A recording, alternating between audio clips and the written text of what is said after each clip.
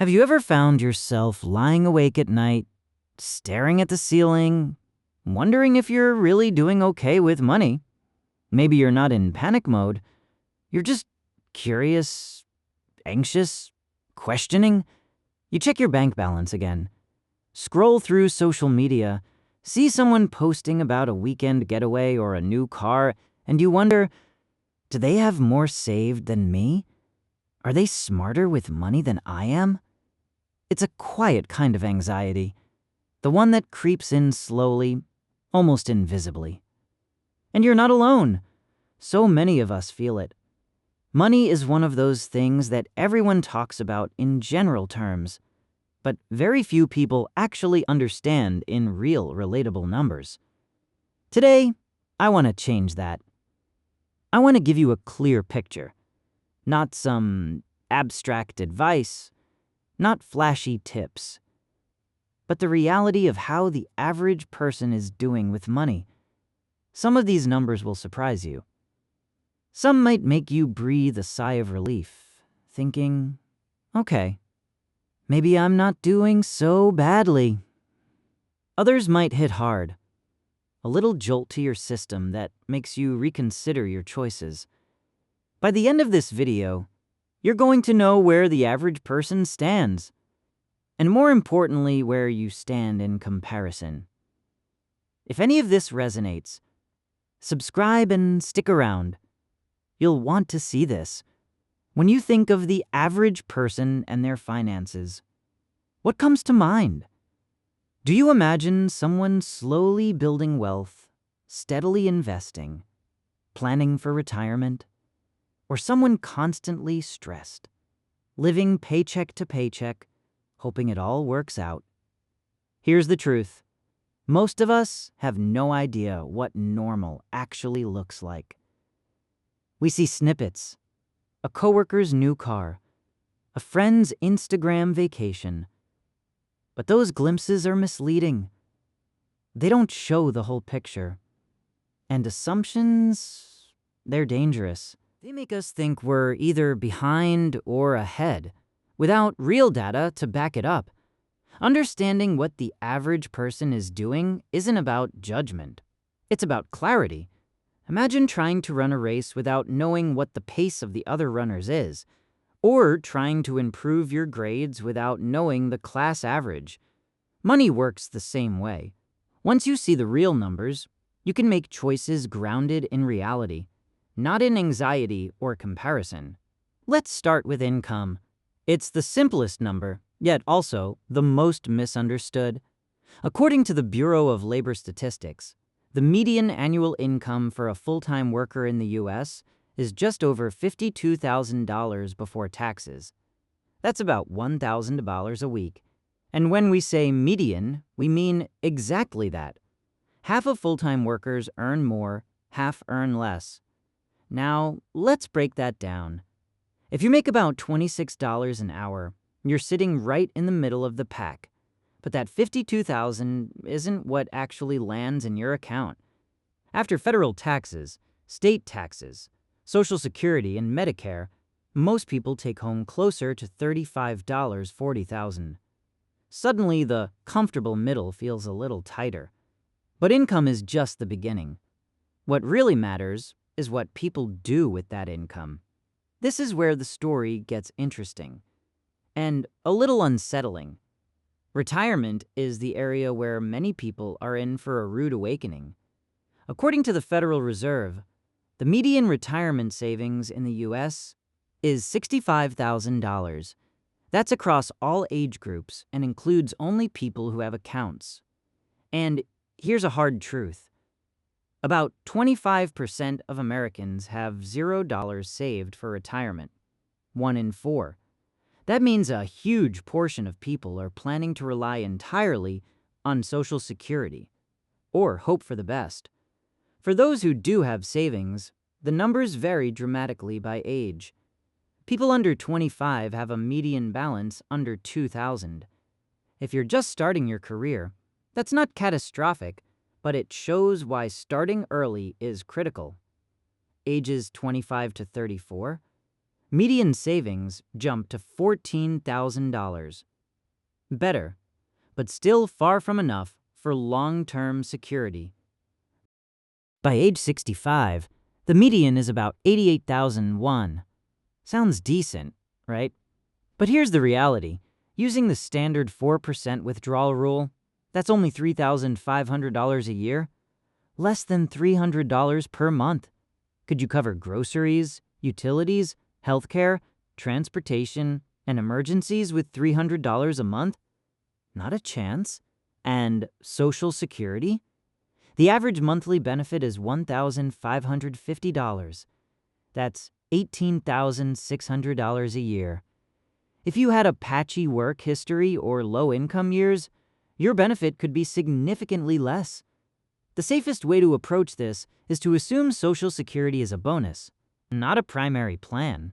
Now let's talk about what the average person spends, because this is where most people feel the pinch right now. The average household spends about $5,577 per month. That's $67,000 a year. If your household brings in roughly the same, there's nothing left over for savings or investments. Where does it all go? Housing is the largest chunk, about $1,885 per month, including rent or mortgage, insurance, property taxes, and utilities. Food comes next, around $691 per month, followed by transportation at $913 per month. Just these three alone account for over $3,400 per month. And we haven't even touched healthcare, entertainment, or unexpected expenses. The takeaway here, if you want any chance at financial security, income alone isn't enough. You have to be conscious of spending and intentional with your money. Credit is another area where the average person struggles. The average FICO score is 715, which is solid. But that's an average. Plenty of people are walking around with scores in the 500s and 600s, struggling to get decent loans, higher interest rates, and limited access to credit. Credit card debt is even more shocking. The average household carries over $9,000 in credit card debt. That's not a mortgage or car loan. It's high-interest money spent on things that depreciate instantly or are already forgotten. At 20% interest, that's $1,800 a year lost to interest alone. Money that could have been invested, saved, or used to pay down principal. Let's switch gears to net worth, which tells the clearest story of financial health. The median net worth for American households is $122,000. But age matters. Under 35? Less than $14,000? Ages 35 to 44? $91,000. 45 to 54? $191,000. 45 to 54? $198,000. 55 to 74? $212,000. 65 to 74? $212,000. 65 to 74, $212,000, 65 to 70. Here's the key insight. These aren't impossible numbers. They're achievable with consistent, intentional choices. Spend less than you earn, save consistently, and invest intelligently. Yet there's a behavioral gap. People say they want financial security and early retirement, but their habits don't reflect that. Low savings, high debt, and delayed retirement planning are common. Retirement age is another critical factor. The average retirement age in the US is 61. Early, right? But here's the catch. Full Social Security benefits aren't available until 67. And with median retirement savings at $88,000, those 6 years could be tough to bridge. Now, consider life expectancy.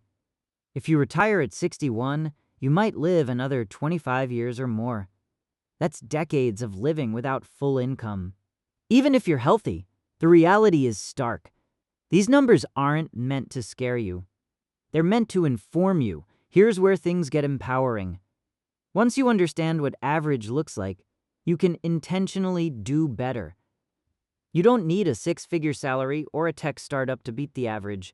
Saving more than 6% of your income, avoiding credit card debt, and consistently investing puts you ahead. Imagine this. The average household spends 5,500 boits per month.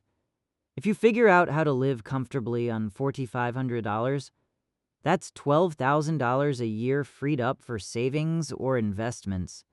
Do that for decades, and your financial trajectory diverges dramatically from the average. Small improvements compound. Earn a little more, save a little more, spend a little less, invest consistently. Over time, this creates a life vastly different from what the median numbers suggest. The broader insight is behavioral. People want financial security, but don't act in alignment with it. Maybe it's lack of awareness. Maybe it's overwhelm. Maybe it's procrastination. Whatever the reason, once you know the reality, you can choose a different path. If these numbers hit close to home, don't panic. The fact that you're watching, learning, and reflecting already puts you ahead of many. And if you're ahead in some areas, don't get complacent. Look at the gaps. There's always room to optimize. Average isn't destiny. It's a reference point. Use it to measure yourself, plan intentionally, and make decisions that build lasting financial security. You don't have to retire with $88,000 and pray Social Security survives. You don't have to carry credit card debt for decades. You don't have to live paycheck to paycheck. These statistics aren't just numbers. They're a map. They show where the average person ends up. And once you know that, you can choose a path that leads somewhere better. You can take control of your finances, your time, and your life. The choice is yours.